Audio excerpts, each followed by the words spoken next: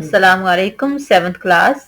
बेटा हम इस्लामियात लाजमी में से ईमानियात तो इबादत पढ़ रहे थे। इबादत में से आज हमारा लास्ट टॉपिक दुआ की अहमियत व फजीलत। इसके शॉर्ट क्वेश्चन हमने कर दिए थे, आज हम इसके लॉन्ग क्वेश्चन करेंगे। ये लेसन स्टार्ट हो रहा है पेज नंबर 29 से और खत्म हो रहा है पेज नंबर 31 तक। इसके दो लॉन्ग क्वेश्चन हैं, तो आज हम इसके दोनों लॉन्ग क्वेश्चन करते हैं। तो आइए शुरू करते हैं। क्वेश्चन नंबर 1, कुरान और सुन्नत की रोशनी में दुआ की अहमियत व फजीलत तहरीर करें। तो इसमें पहले हम दुआ के माने देखते हैं, फिर उसके बाद कुरान और सुन्नत की रोशनी में दुआ की अहमियत व फजीलत देखते हैं। तो आइए शुरू करते हैं। दुआ का लफ्जी माना। दुआ के लफ्जी माना है पुकारना, यानी अल्लाह ताला को बुलाना, पुकारना। दुआ के इस्तिलाही माना, इंसान का अल्लाह ताला के सामने अपनी आजिज़ी व इनकसारी का अजहार करते हुए अल्लाह ताला को पुकारना दुआ कहलाता है। अब देखते हैं कुरान और सुन्नत की रोशनी में दुआ की अहमियत व फजीलत। अल्लाह ताला ने हमें जरूरियात पूरी करने के लिए जो सबसे कारगर तरीका बताया है वो दुआ है, यानी अल्लाह से अपनी हाजात पेश करके अल्लाह ताला से दुआ मांगना अपनी जरूरियात पूरी करने का सबसे अहम और सबसे जरूरी और सबसे बेहतरीन तरीका है। दुआ अल्लाह ताला से लेने का जरिया है। दुआ के जरिए बड़ी बड़ी मुसीबतें टल जाती हैं, यानी अल्लाह ताला से कोई चीज लेनी है, कोई मांगनी है, तो किस तरीके से दुआ मांगकर, और दुआ मांगने से बड़ी बड़ी मुसीबतें टल जाती हैं। शैतानी हमलों से पनाह मिलती है। दुआ अल्लाह ताला और बंदे के दरमियान राबते का सबसे मौसर जरिया है।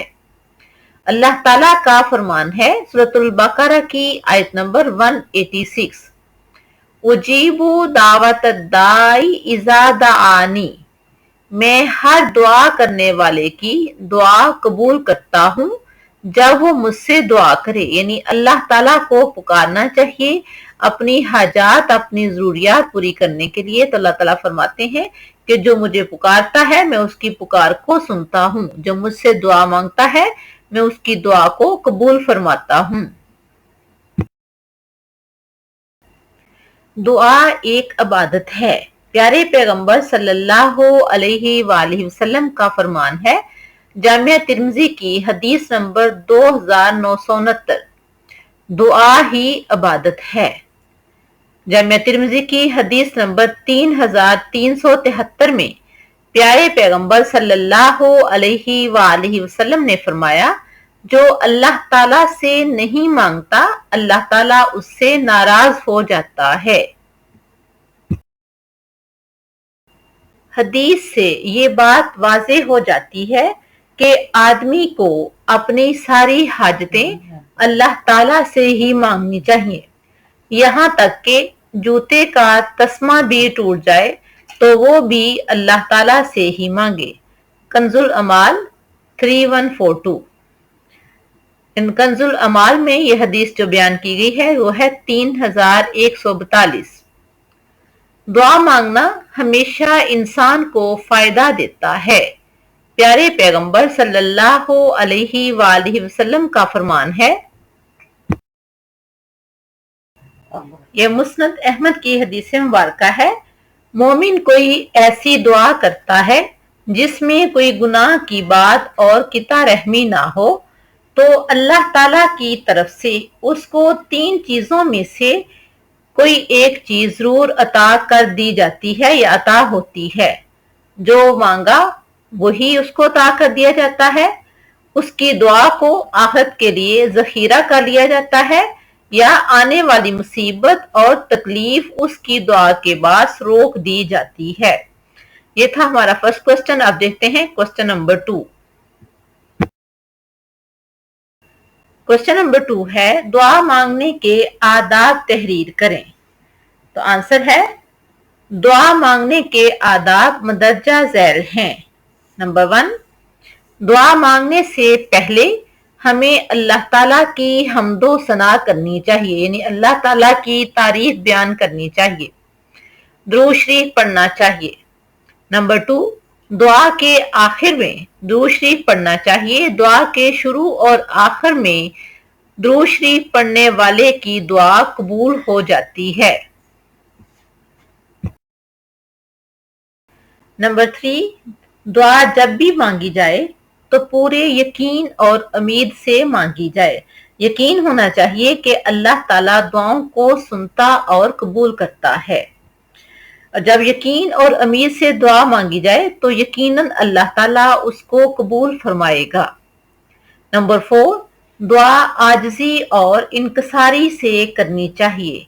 अल्लाह ताला का फरमान है सूरतुल आराफ की आयत नंबर 55, उदऊ रब्बकुम तज़र्रुअन व खुफिया, अपने रब को गिड़गिड़ाते हुए और चुपके चुपके पुकारो, यानी तन्हाई में छुप छुप कर अपने अल्लाह के सामने आजिज़ी करते हुए अपने अल्लाह को पुकारो और यकीन और उम्मीद से पुकारो, तो यकीनन वो हमारी दुआओं को सुनेगा भी और कबूल भी फरमाएगा।